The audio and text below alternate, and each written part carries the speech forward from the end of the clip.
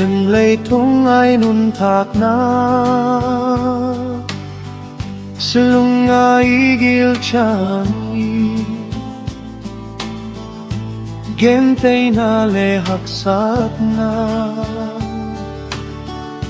Lungkham ang bat na hindi Wang kinulanaw bang ka na Kasyat nito'y alwan na Yay simlay nuntak na Kyak lading omlo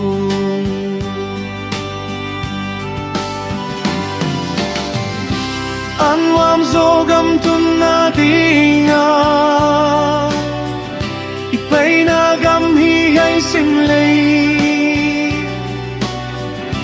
Anwam zogam lungin gelni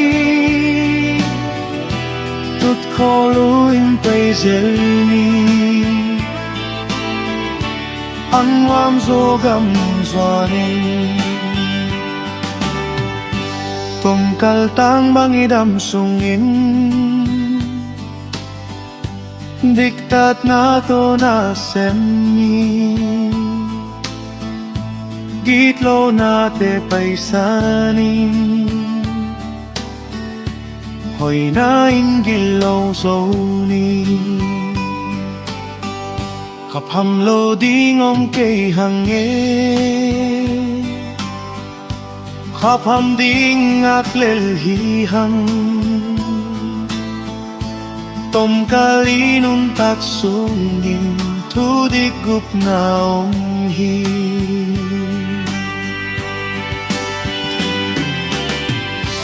Anwang sogam tun na dinga Ipay nagam hihey sinlay Anwam sogam lungin gelni Tut koluin pay zelni Anwam sogam zwanin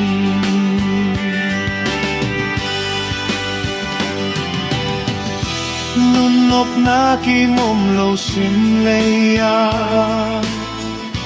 Naubang ka na simlay paisanin Anwam soga manunin wang din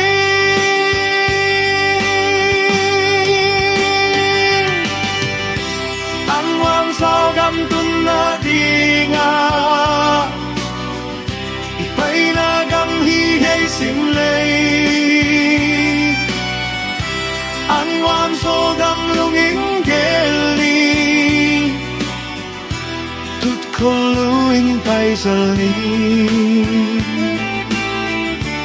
Anwam sogam zwanin Anwam sogam tun na dinga